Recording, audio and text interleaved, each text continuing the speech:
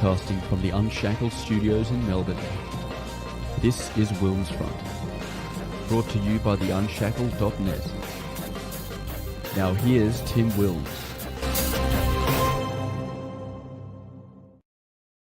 Hello everyone and welcome back to WilmsFront for a fresh featured interview show on this Sunday, the 30th of July, 2023. We are broadcasting live on the WilmsFront YouTube, Odyssey, and haven't got Rumble up tonight.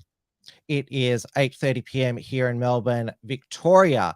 Us Australians will be voting sometime later this year, probably in October, in a referendum whether to enshrine an Aboriginal and Torres Strait Islander voice in our constitution. Our Prime Minister, Anthony Albanese, has exhausted a lot of his political capital in pushing the voice, yet still won't tell us how it will actually work. Well, we can look across the Tasman to see if the voice becomes part of our constitution, how it might work. New Zealanders under the Ardern Hipkins government are being subjected to Maori co-governance by stealth. My guest tonight, Julian Batchelor, has embarked on a national Stop Co-Governance speaking tour across New Zealand with a general election to be held on October 14th, and New Zealand's future is certainly on the line. Julian, welcome to WilmsFront. Thanks, Wilms. Tim, I'm glad to be here because we've got to save Australia from what's happening here, I tell you. Yes, and co-governance. So what is it exactly? Obviously, it's causing a lot of discrimination, division, lots of dysfunction in New Zealand, but what's its actual definition? Well, it's the elite Maori, I've called it, takeover of New Zealand. It's a coup by stealth, but it's actually not by stealth anymore because it's pretty obvious to anybody who lives here that this is going on, and that's what it is. So it's an elite Maori takeover of this country. That's what it is. And so what institutions have they taken over? I used to do a show, Trad Tasman Talk, with Due de Boer, who's now a board member with the New Conservative Party. He always used to talk to me about the Three Rivers policy. Well, what they're doing is they're getting to absolutely every part of New Zealand. So first of all, you have to say that this is not even constitutional. They're maintaining. New Zealand has something called a Treaty of Waitangi that was signed on February the 6th, 1840. And so they say that the co-governance of New Zealand, that's Maori sharing power with the rest of, with the government, is all legal. It's all mandated. That's what they say, but it's not at all. And it's based on fraudulent understandings of the Treaty of Waitangi. And so they have already made massive inroads into absolutely every domain of New Zealand life. They have, for example, got into schools, rewritten the constitution, the curriculum.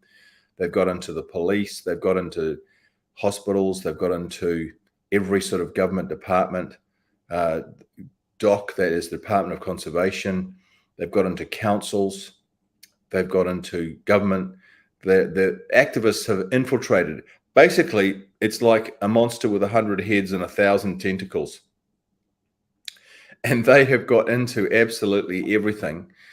And now, I mean, I'm in a city called New Plymouth talking to you. And we came into this last night, 2 nights ago, rolled into the city to do a conference in the racecourse centre. We were expecting 1,000 people, and the local iwi, that's Maori, they put pressure on the racecourse to cancel us. And then we had to rebook in a hotel conference room. They cancelled both of that. And what they do is they ring up the racecourse or the venue, and they say, we're going to burn your premises down. We're going to kill you, death threats, arson threats. and they're severe. They're very, very intense. And so we were cancelled out of all the buildings in the town. And we had to revert in the end to a live stream from a private location. So this is like a mafia. This is how much it's got. When you say what have they got into? They've got into everything, and it's turning out to be a mafia that's at work in New Zealand, like a mafia. Mm-hmm. Well, it's not so much cancel culture, but threatening culture. And you've become. I know you won't be deterred, but you've become a unstoppable phenomena. What has motivated you to, and also what do you believe has? I'm not sure if you were expecting to be the leading activist against co-governance, but just describe just how much the Stop Co-Governance movement has taken off, and the fact that there's all these threats to venues, and that shows that the right people are not liking that you're getting the message out. Well, I bought a piece of land in 2008. I mean, I was very positive towards Maori in 2008. And I bought a piece of land that was 3.5 acres. It was a very valuable piece of land. 3.5 acres in the most beautiful piece of New Zealand in the Bay of Islands, actually in a place called Rafiti. And it was in 3 lots. And so I and when people say, oh, you're a racist and a white supremacist, that's what I'm accused of now. They're talking in the government of me being a racist and a white supremacist. But anyway, and this community was 99% Maori. So how could I be a white supremacist or a racist if I'm buying? No white supremacist would buy in the middle of a 99% radical Maori community. Because actually, back then, I had a pretty good view of Maori. I thought they were great. Anyway, so I bought this piece of land. And then so I thought I'd sell one of the lots. It was in 3 lots. It's 3.5 acres with a beach on both sides. It's absolutely gorgeous piece of property. But I thought I'd sell one little bit so I could get rid of the remaining mortgage. So I phoned a real estate company to come and sell this piece of land. Well, within 1 hour of the sign being put up, it was chopped down with an axe. The sign was chopped down, and then suddenly signs appeared all over the land saying this is Maori land, not for sale. And then videos started appearing online where this is a racist has bought this. He's a white man, and so on. And then I got a call from the police saying you better call off the auction of the land because we've got an email from Maori and Rafiti saying we're going to come and smash up the auction rooms if the sale goes ahead. And I thought, whoa, what have we done here? And so I purchased the land anyway. So we persevered and we kept going. And on this property was a beautiful two-story kauri villa that needed restoring. So a group of us got stuck into restoring that. So between 2008, 2015, we spent our time restoring this beautiful property, this beautiful house, villa, really. It's 2-story, amazing property. And so at Christmas time, 2015, by the way, in between 2008, 2015, we had videos going up online maligning me, maligning everybody associated with my saying that we are, racist, that we're chopping down special trees and native New Zealand trees, and that we're doing this and that and everything else. And it was all about building hate. And what they wanted to do was they wanted to get me off the land and force me off the land, and they wanted to own that land themselves. That's what it was really about. And they did that with a massive hate campaign. And anyway, 2015, we rented the house out because we thought, oh, we need to raise a bit of funds to keep things going. So that's what we did. Anyway, 3 South African families hired the house. It was looking beautiful. We put $1 million in restoring it. And 2 o'clock on New Year's Eve, my cell phone went off. I was in Auckland. That's about 3 hours away from where this place is. And I answered it, obviously. And there was a sound of smashing glass, screaming, shouting. You could hardly hear what the lady was saying. But anyway, what she was saying was, we're having a home invasion. There's 20 Maori men doing a haka, a war dance, on the front lawn. This is 2 a.m. We've got children and women and everybody inside. There's Maori men going around the outside, smashing all the windows of the house. They threw boulders at the house. It must have been a lot of them there. I mean, because they threw big boulders and smashed the panels on car windows, the weatherboards of the house. They threw big, huge boulders on top of the house, punctured the iron on the roof. They were so big. Anyway, so I said, look, I'll get up there as soon as I can. I did. And when I got up there, honestly, it was not a pretty sight. It was like a war zone. It was like a bomb had gone off in World War II or something like that, And anyway, I went into the community and I said, what the hell did you do that for? And they said, oh, your land was stolen from us. And I said, well, there's women and children up there and everything.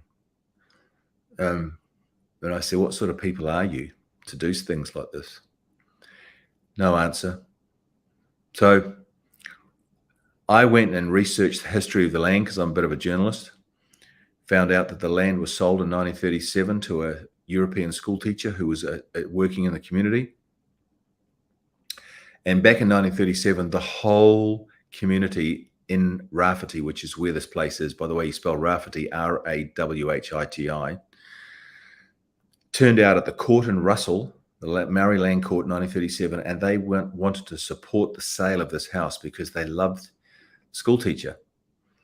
And so it was exactly the opposite of what they were saying in 2015. They were lying. And they just made it up.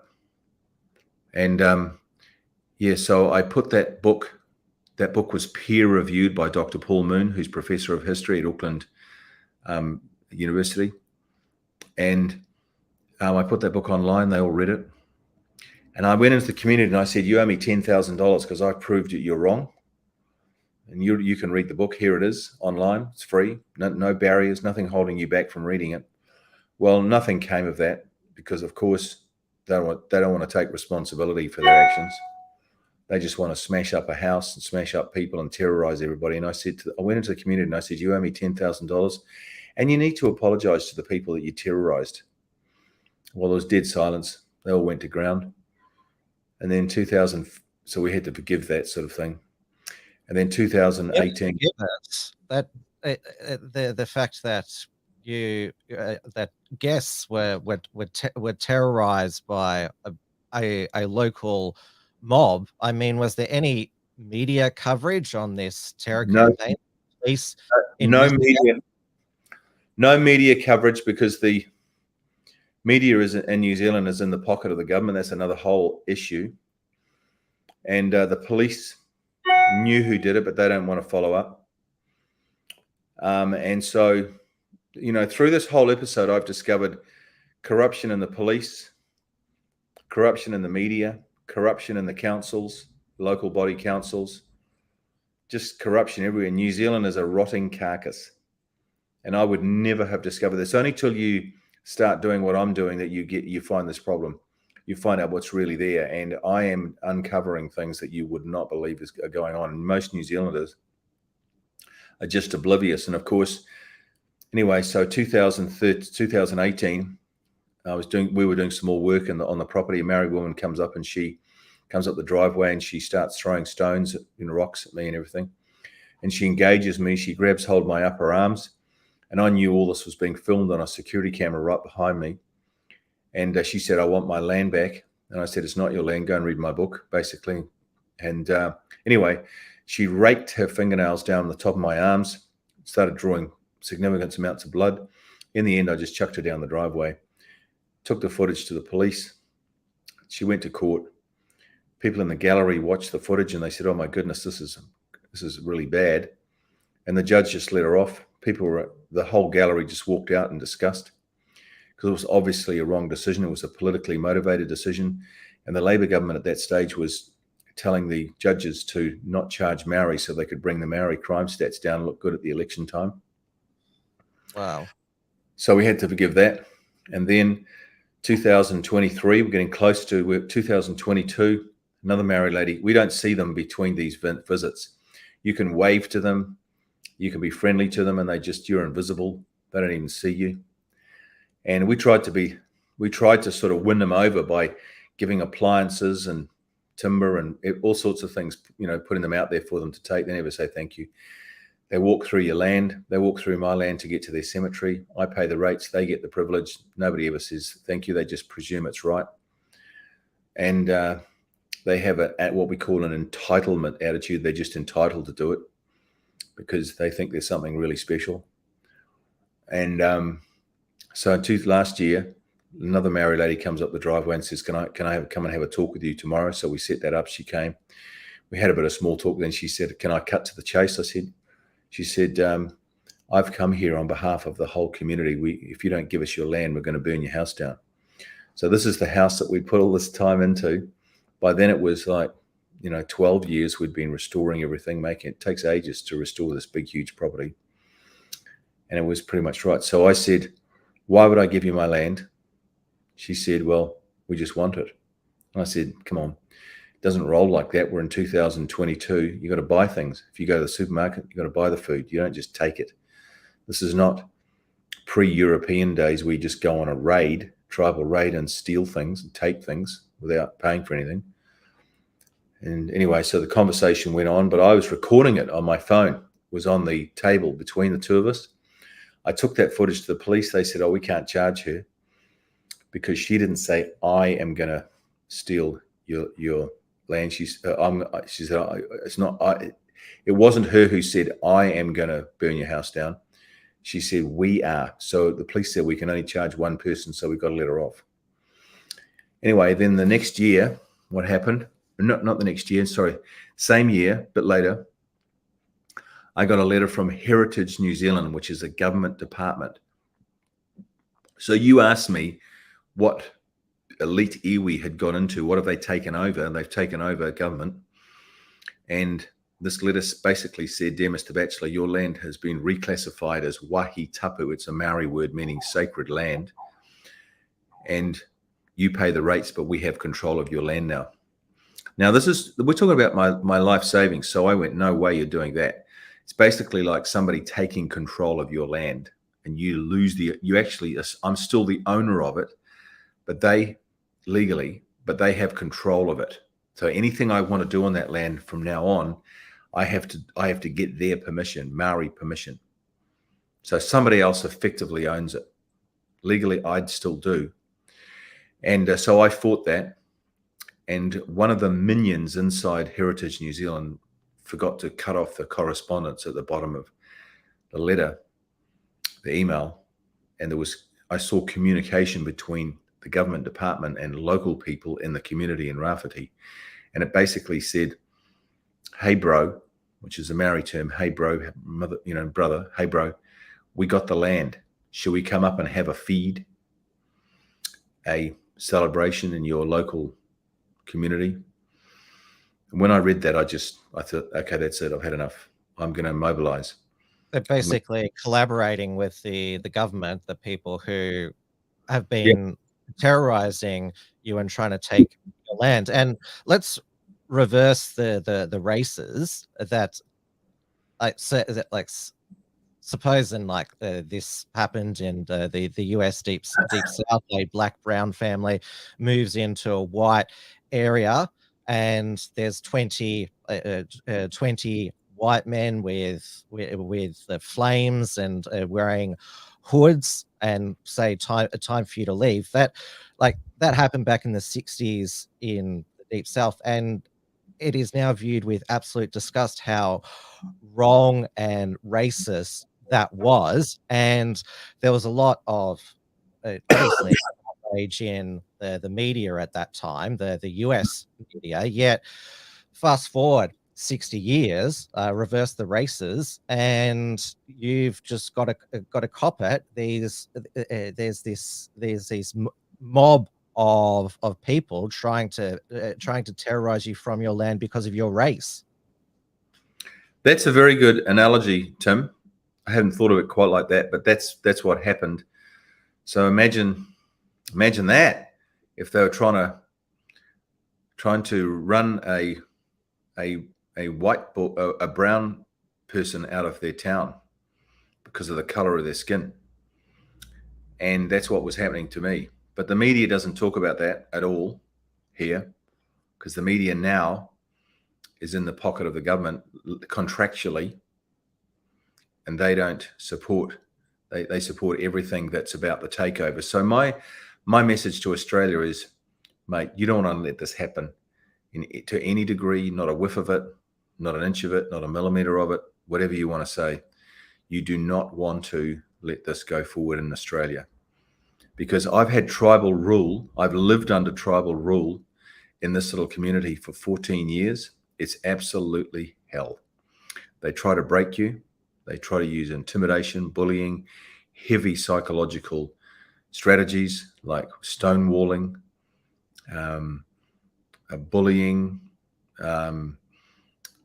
breaking things, stealing things, posting videos online, treating you like you're a second-class citizen, that you're, it's the ultimate racism. And all of it is about trying to break you so that you submit to them. It's tribalism. And it's very severe, it's very wrong, and it's very to be avoided at all costs. And it's going back into something that's dark and deep and terrible, terrifying. And I've had 14 years of it. So I mobilized and said, I'm going to go and tell New Zealand about this, because this is what's coming. And most Kiwis have not experienced tribal rule, and I have. And I thought, well, I'm in a unique position to talk about this now, because I didn't plan to have this happen to me. It just happened to me. And yeah, that's what's happened. And so I went, no, this is... And then I began to investigate the Treaty of Waitangi to see if their mantra, their narrative about being entitled to all of this, to have 50-50 governance of New Zealand, and really it's not about 50-50. They actually want to take over the whole country, and they've said so in documents in the public domain, and they're angling for that. So then I started investigating the Treaty of Waitangi and the truth of it all, and I discovered a whole lot of other stuff that was completely fraudulent, completely wrong. And so it wasn't just my personal experience that triggered me. I mean, the New Zealand Herald, New Zealand's biggest newspaper, wrote a story, and the story was a double-page story. What triggered Julian Batchelor? Like, whoa, he's a psychopath on the loose. Yeah, I've Googled your name, and it just spits out all of the mainstream media, New Zealand Herald stuff, News Hub, all of their hit pieces on you, and all the if they don't accuse you of being a racist, they say, oh, yeah, part of his co-governance, like, look, there's people around him who are associated with racists. No, I can't. We don't vet everybody who joins in with this movement. Of course you don't. I mean, you have people who join because they sympathize with you, they empathize with you, and that's what's happening in Australia. You're going to have people who are for the voice, people who are against the voice. And I have the same thing. I don't vet everybody's beliefs when they come and have anything to do with me. I just say, welcome aboard and join in. They know what I stand for, and if they're coming to me, that means they're empathizing with me, and they're saying, hey, we're with you. And so I have had some people who've joined us. A guy like Lee Williams, for example, he was cancelled out of his job, lost his marriage, lost everything because the iwi took to him. So the iwi mafia took to him. And so he had he's got a story too. And there's other people who have joined in with this tour who have got a story to tell. And you know what I found, Tim? I found there's thousands of people all over New Zealand who've had this happening to them. They've had a brush with what I call the iwi mafia, and they're all joining the dots now. And I wrote a book. It's really sort of like a booklet, and we've got 350,000 of those out around New Zealand. This is your co-governance book? Yeah. And so what happened is when people started reading that's the book there. That's it. You can read it online. Good one. Well done, Tim. You're onto it. You can read it online, and Tim will put a link in here to that book. Yeah, certainly will. Yeah. That booklet has resonated with New Zealanders. And what happened when they read that is they said, man, And suddenly it becomes clear what's going on. It's like they had a eureka moment. Everybody who reads that book has a eureka moment where they wake up, they're awakened, and they go, oh my God, I see what's going on here. And I get it now. Because the government's working flat out to hide all this. And you'll have the Albanese government doing the same thing, doing damage control to try and minimize what's coming, try and hide it, try and not let you know. That's what he is doing, saying it's a modest change, modest requests, and the polls have really turned against the Voice now. The yes vote is now in the 40s. It needs a double majority in the national vote and 4 of the 6 states. So him and his Indigenous Australians Minister Linda Burney, they're trying to play down that it's going to be a massive change to Australia. Well, don't believe a word of it, because what they do is they come in with the everything's going to be wonderful, everything's going to be cool, and don't you worry about it. There's nothing to worry about. We have a guy here called Willie Jackson who's a minister inside the government, and he's telling everybody, don't worry about it. Co-governance is nothing to worry about, but it's the worst thing. It's like you're about to get cancer, and don't worry about it, sort of thing. And also they do it by stealth. It's all done little by little. They say, we're just going to do this, and we're just going to do this little thing here, but it's just the thin end of the wedge always. And then as soon as it starts, the next thing is the wedge gets rammed in and goes deeper and deeper and deeper. And then,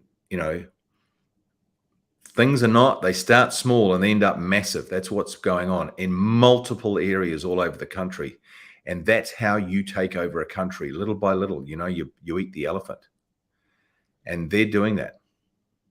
Well, for years in Australia, there have been special rights and positions and benefits for those who identify as Aboriginal or Torres Strait Islander. That's a whole other question about the criteria to be able to identify and be accepted as an Aboriginal. One of the leaders of the No campaign, Gary Johns, he was smeared because he suggested there should be a blood test to determine Aboriginality. I'm not sure if you have in New Zealand many people claiming Maori, who it's murky whether they are or not.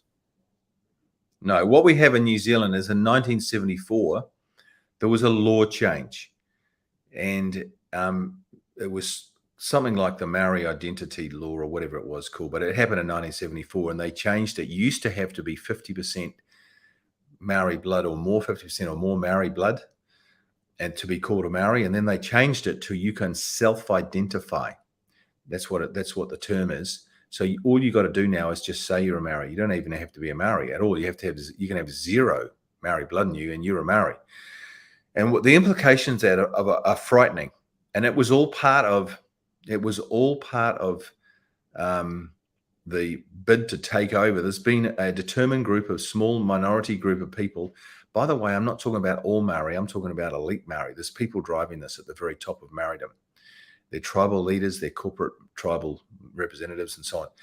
And this is a fact. For every 33,000 people on the Maori roll, because we have a ridiculous system here we have a Maori roll. In other words, sort of all the Maoris roll, put on a roll to vote, and everybody else is non-Maori. Well, for every 33,000 Maori on the Maori roll, they get a Maori electorate. In other words, pretty much they get a Maori MP. And for everybody else, it's 47,000. So if they get 1 million people on the Maori roll, they can have pretty much half of Parliament, or a huge block in Parliament.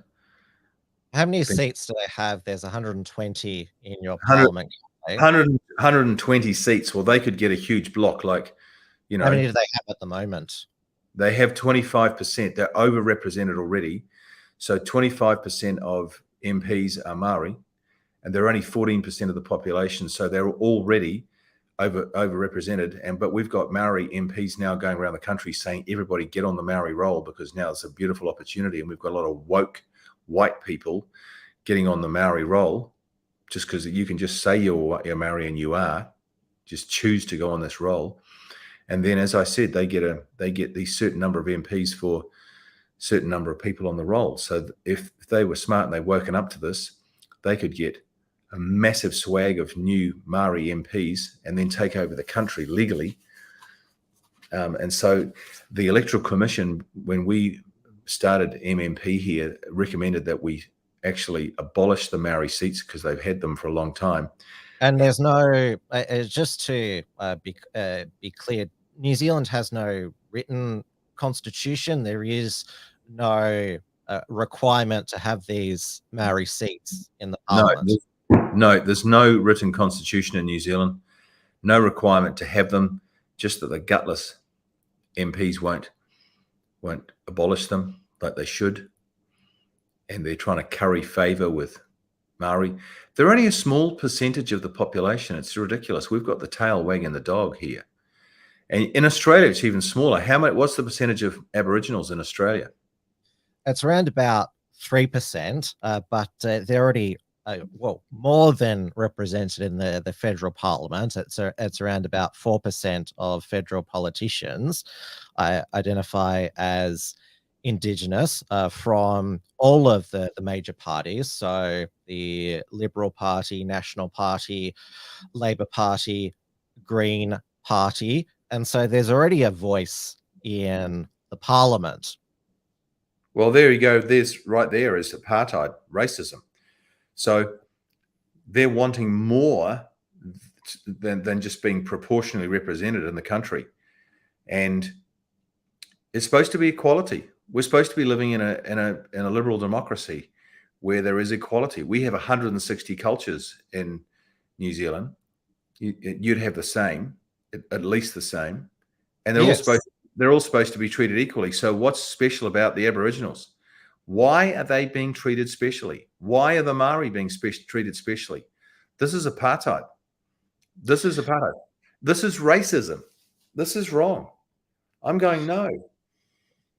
It is, because it's giving one group of people based on their race or part of their blood, ethnicity, extra rights. And obviously the arguments that are put forward in Australia about why we need to yield to, it's based on the Aboriginal voice. It was originally voice to Parliament, but it's going to be a voice to Parliament and the executive, which can include the Reserve Bank and the Defence Force. So it's already it's already expanded before we've even had the chance to vote on whether we want it or not.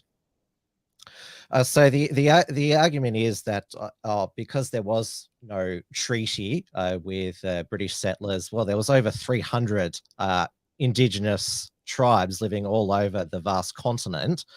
So there'd have to be 300 different treaties. So their argument is that sovereignty was never ceded, even though in my city of Melbourne, sovereignty was ceded when the founder, John Batman, signed a treaty with the local Indigenous people. But I digress here. But that's the argument, that because they are the first Australians and they've been here for 60,000 years, and they have, therefore, the Indigenous Australians here currently, by their blood and ancestry, have a greater connection to the land through their blood, and therefore should have an extra voice. That's the argument.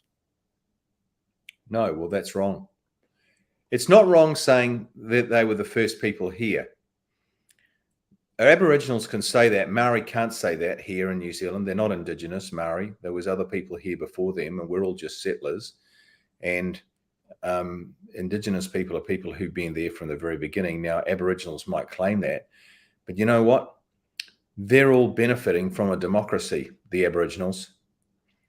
And they're getting education, health, medicine, roads, everything that is modern, that is good, that is right, that they would say is beautiful and wonderful. And yet they don't want to be treated equally. They want some sort of special privilege. Why? Well, again, I'll make the point that you make. This is the Aboriginal elite, the activist class, and a lot of them have been exposed to be communists, such as Thomas Mayo and Tila Reid. But the main voices of the No campaign is country Liberal Senator Jacinta Price and Warren Mundine, both Indigenous Australians, and they make the point that this will be a vehicle for the elites to divide us and won't actually solve because most of the disadvantage is in remote communities, which if you're in a remote area, obviously you're not going to have the same opportunities as anyone living in a city, Aboriginal or of any other race. And another point I want to get onto is a lot of this grievance is learnt. Over the past 50 years, a lot of Aboriginal Australians and Maori New Zealanders would have been taught that, the reason why your life is some of your lives are not that great is because of white oppression and discrimination. And so a lot of this hatred has been recently taught. Well, our hatred goes back to our grievance industry goes back to 1840, and this is what would happen. I was actually had this explained to me by a historian.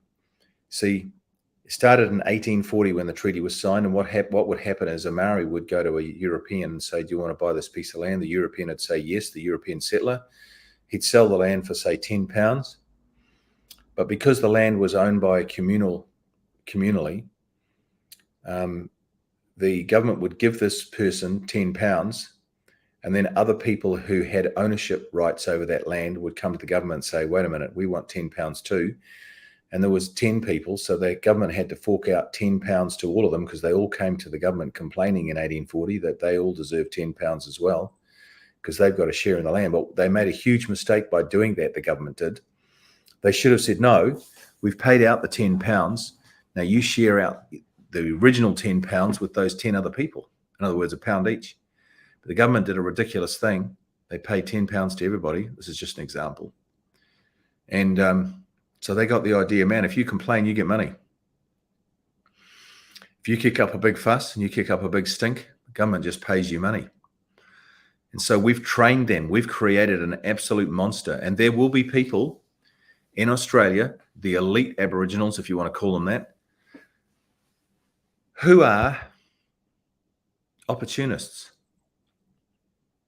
They've worked out how they can get large amounts of money, large assets that belong to all New Zealanders and all Australians, and how they can get them for free just by complaining and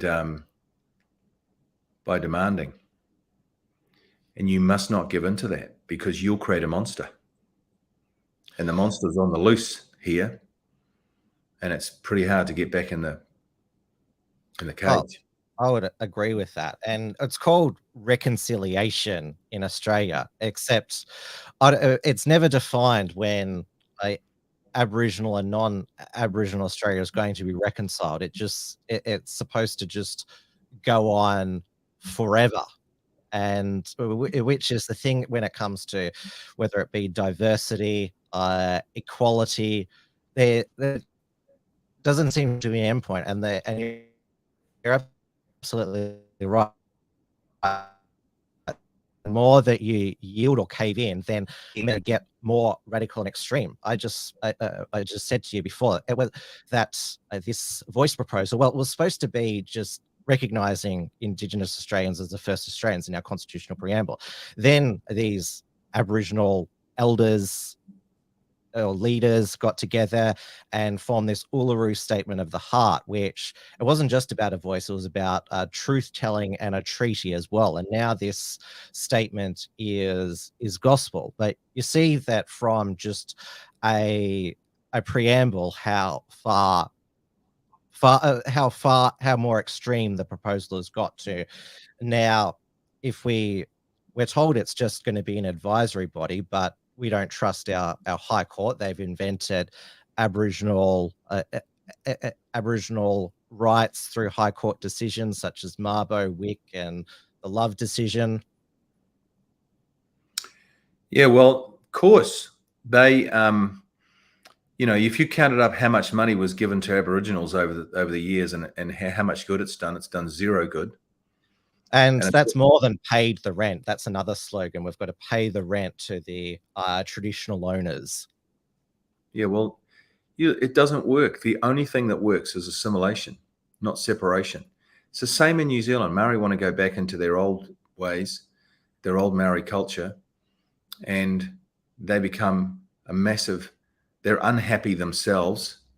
They become a massive burden. I mean, if you counted up how much money you've given to Aboriginals and what's happened to it, it makes absolutely zero difference. It's wasted, and it's like it's like a bucket with massive holes in it, just pours through and goes out into nowhere, into the ether. And it's happening in New Zealand. It's going to happen in Australia. The only thing that's going to bring the solution here is when there are great Maori in New Zealand. This is the thing. And what they've done, the greatest Maori are the ones who've assimilated, like Sarapo Rananata, who was New Zealand's greatest MP, greatest Maori. He was an MP in the 1920s and 30s. He did not separate off from society and say, we want to go back to our roots. He joined in, and he was assimilated, and he became often stood in to be the Deputy Prime Minister of New Zealand. And he was a fantastic Maori and a massively important, significant Maori figure. And he proved that the way forward for Maori was to assimilate, not separate. And you've got Aboriginals who just want a lot of money, and they are not going to assimilate. They're not going to westernize. They're going to end up being a monster with 1,000 tentacles and 100 heads. And they will be insatiable. You'll never satisfy them. It's happened in New Zealand. Waititi, who's one of the leaders of the Maori Party, said they don't want full and final settlements. Full and final settlements for land grievances were supposed to be met in 1960. And then it all opened up again in 1975 with the Treaty of Waitangi Act. And away we go. And we're having another round of it here. And now they say they don't want full and final settlements. They want $20 billion a year, 20 billion, that's 20,000 million a year passive income. For what? For just to feed their passive income and to give them passive income. And, it's insatiable. And if you do this, you're training the monster, and it gets bigger and stronger. And Australia is about to let the monster out of the cage. If you do that, there's going to be tears flowing in the gutters of your streets in 20 years, 30 years time. Well, the fact that you have a race-based party, the Maori Party, that's also extremely problematic. And now the non-racial parties, the Labour, National, Green, ACT, and we'll throw in New Zealand First, what are their policies on co-governance if they're defined? Because you have an election in it's 2.5 months, so not long, and you have 3-year terms. 3-year terms. So all of the parties, if you look at it like a horse race, the finishing line being the election, which is October the 14th, all of them are coming up the home straight, and all of the parties. The only party that's going to say they're going to expunge co-governance, in other words, repeal all race-based legislation, would be in New Zealand First, it's called. And then closely behind them, there's a lot of minor parties who'd say they're going to get rid of co-governance, but they're too insignificant to be influential.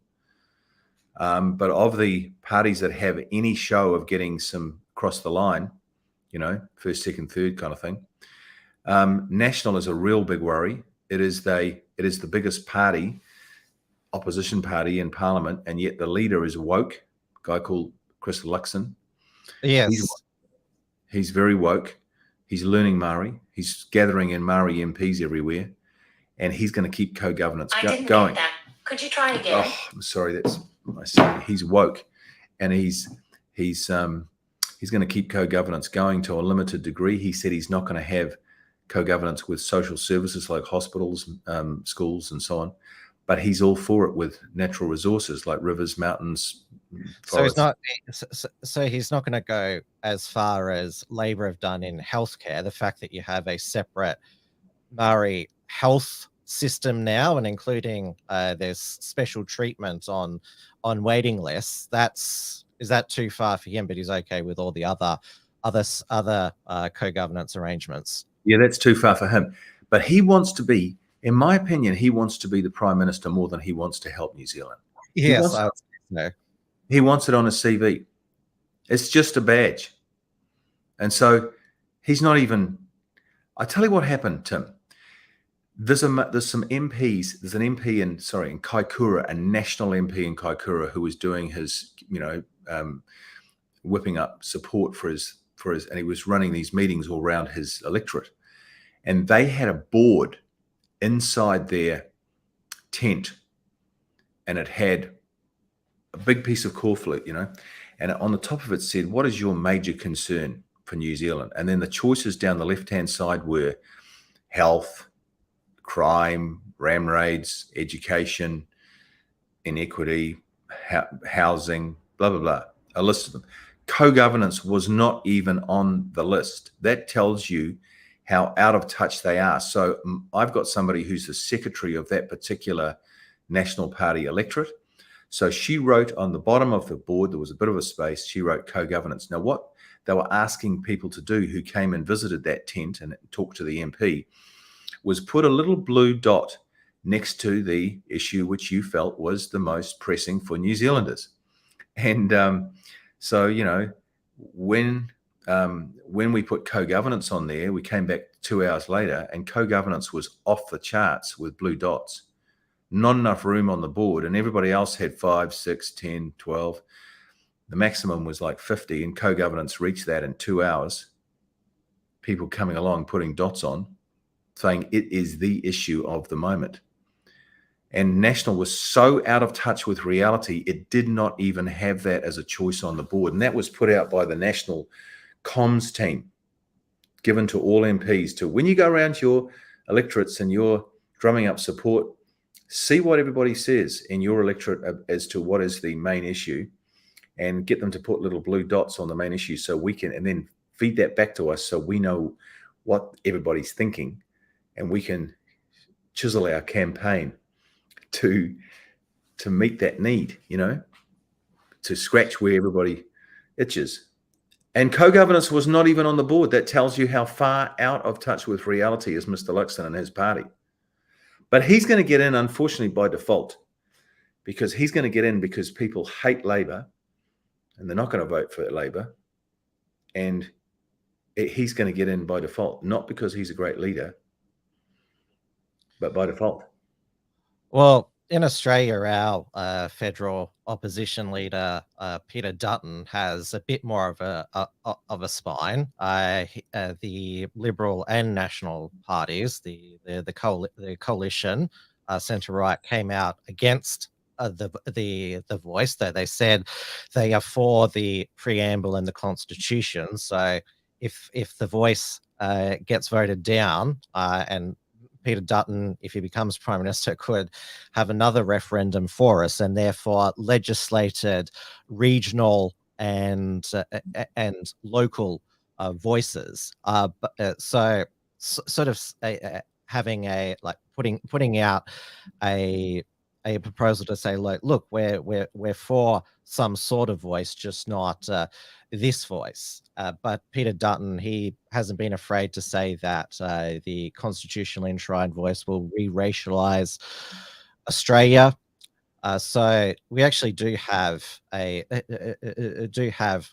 the right politicians with some spine, and it seems to be that's why in New Zealand it's been able to be by stealth, because the centre right parties, us in New Zealand, are just so timid. And what you just said, the National Party wanted to bury a co-governance being an issue. Do any National Party members attend your events? No, none. What if are they allowed to? Like, is there some sort of... Absolutely. No. They can come anytime they want to. Oh, no, I mean, like, if it was discovered that one of their members had attended, that's what I'm getting at, attended one of your Stop Co-Governance meetings. Well, they never have, so I don't know what the reaction would be, but none of them have. And I think that officially National wants to play down co-governance and try and forget about it. But I have people who are writing to me from meetings where Mr. Luxon's going, and they're reporting things like 70% of the questions given in the Q&A time are about co-governance. And Mr. Luxon looks very uncomfortable and very out of his depth, and like, please get off this subject quickly. Kind of body. That's excellent to hear. Yeah, get off this subject quickly. I do not want to talk about this. And, you know, he needs to get a grip, man, because there's 160 cultures here. If he's going to be the next prime minister, he's got to keep that fixed in his sights that everybody's got to be treated equally. And if he wants a democracy, and if he wants equality, and he wants to get rid of racism and apartheid, then that's what he's got to do. But he's not in touch with that at the moment. He's woke. He thinks it's quite trendy to actually keep all this going. And it's hard to believe, but it's true. And he is going to get in by default, unfortunately. But he could have a Damascus Road experience. He get knocked off his donkey with a lightning bolt. And hopefully that's going to happen shortly, because we're getting the books out more and more and more, and more people are asking questions when they go to a Luxon event. And he's just going to get hammered the next 2 months. And so he has got to have his Damascus Road experience and expunge co-governance from all legislation in New Zealand. If he did that, Tim, he would win by a landslide. And he would be a real leader if he did that. And even though I've praised Peter Dutton for opposing the constitutionally enshrined voice, if he becomes Prime Minister, he's not going to get rid of all of these existing Aboriginal bodies, such as the National Indigenous Australians agencies. We already have one of our contributors calls it the Aboriginal industry superstructure. There's still a lot that the coalition won't touch. Well, I don't know how entrenched it is in Australia already, but you want to stop it before it gets out of hand. And if you keep going, it will get out of hand and it will take over. If well, I'm pretty certain now the Australians will vote no to the voice. We'll probably get another news poll in the next 10 minutes or so. They're published every fortnight. But if Australia votes no, it'll be one of the strongest rebukes that we don't want to open this well, it's not even a can of worms, but open up this monstrosity, because once it's in our constitution, it's pretty much going to be there for the rest of Australia's existence, because we've had 44 referendums, only 8 have succeeded.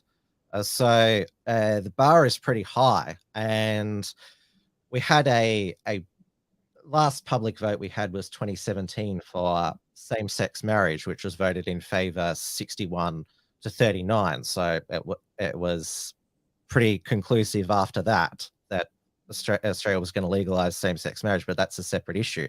But on this, a decisive no vote, I think, would really really rebuke the current way that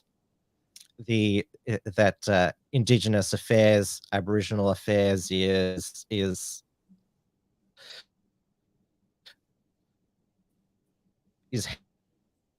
handled in Australia. There'll be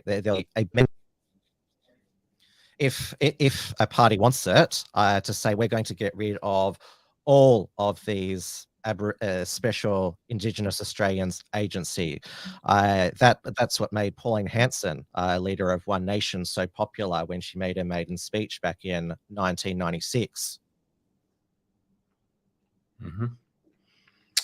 Well, we need to bring her back, don't we? I mean, she is back. She is back.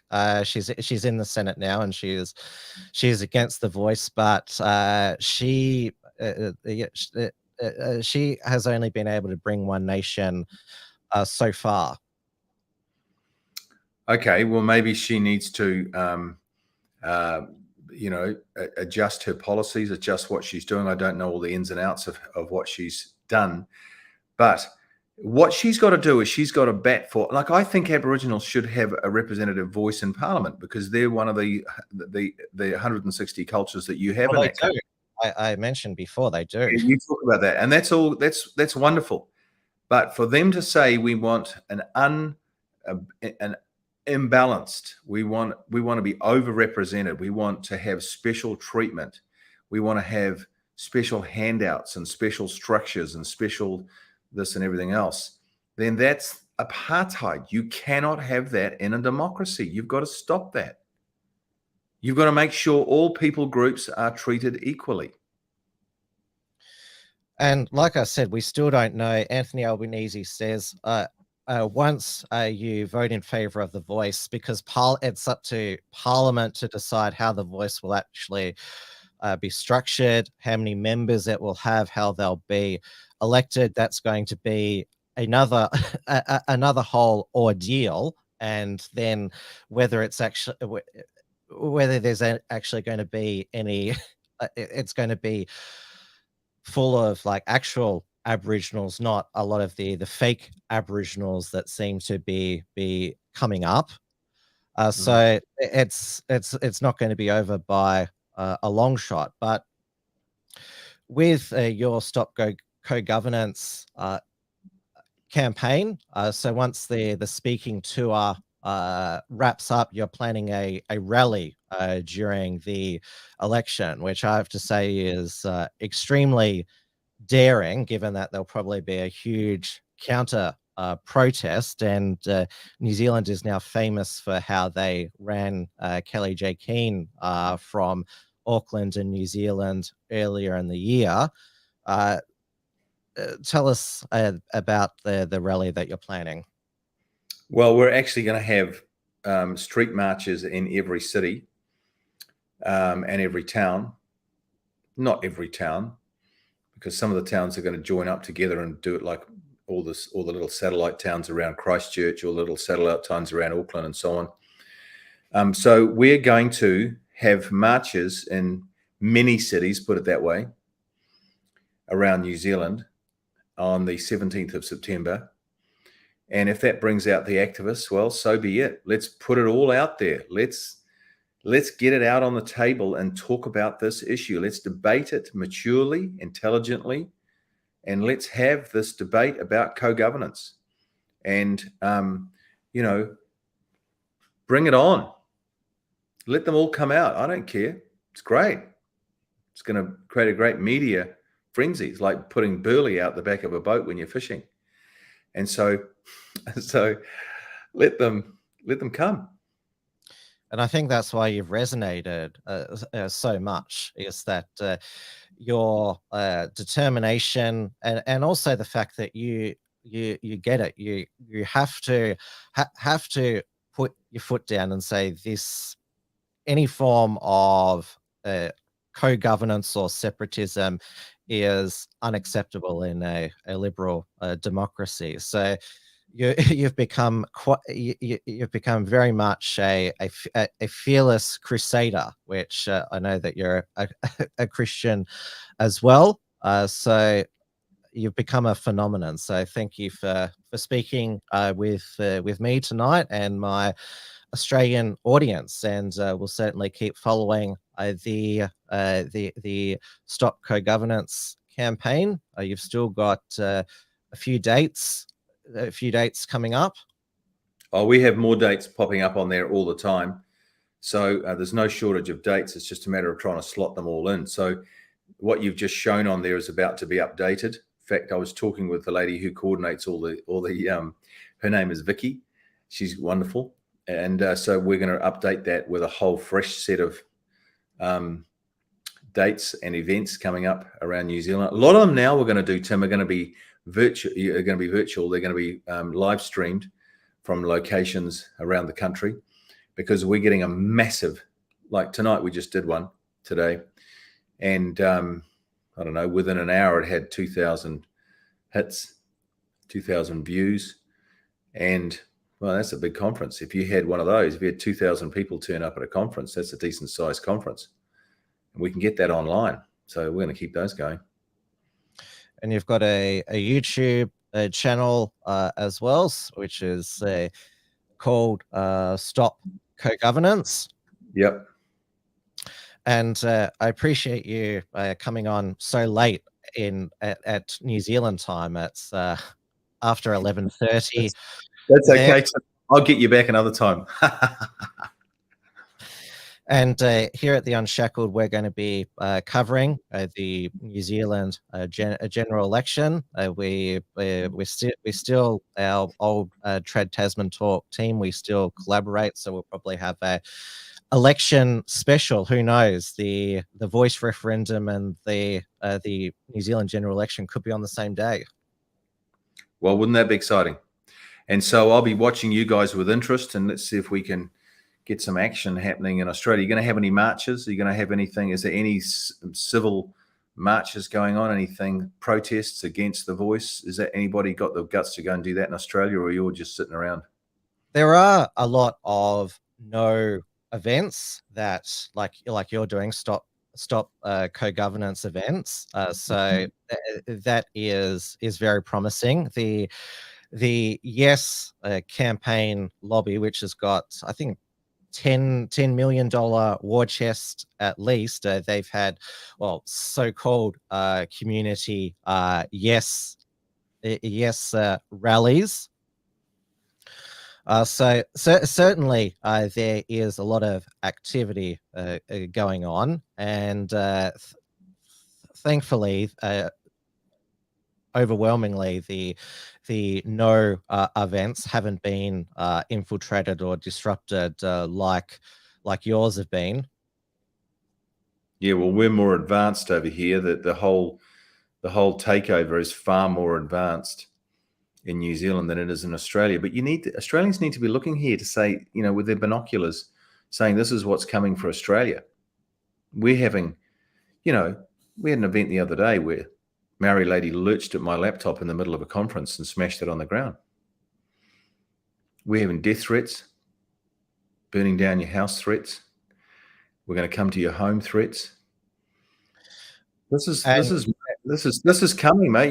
We Australians need to get the binoculars out, look across the ditch, and say, mate, there's a projection for the future for Australia if we keep this going. Well, that's why I had you on tonight as a word of warning, and I hope that when Australia does vote no, it does also reverberate in New Zealand as well, because we are Anglo-Spear cousins or siblings, whatever you want to call it. We play the same sports, cricket, rugby union. New Zealand smashed us in the Bledisloe Cup last night. So, it's not always been like that. Sometimes you hammer us. We sort of take it in turns, don't we? So you have to get over it when you lose a big one. Rugby union's been on the decline in Australia of recent years. New Zealand, I'm not surprised they still remain the kings But I know. if only that's the only rivalry we had to worry about, not who's got the worst separatism going on in their country. True. Good point. Thanks, Tim, for everything. Good one. Take care, and yeah, we'll certainly keep in touch. Okay, great. Thanks. See ya. Bye. All right, everybody, that's WilmsFront for another week. And of course, I'll be back for Tim's News Explosion tomorrow night, 8:30 p.m. Melbourne time on the WilmsFront channels. And then on Tuesday, The Theorists with Andy Nolch. That's at 9 p.m. on the Theorist channels. So thank you, everyone, for watching once again. I'll see you all tomorrow night. Make sure you visit theunshackled.net. Got our Unshackled Productions archive and also our articles. Stay safe, stay sane, and stay informed. Good night, everybody.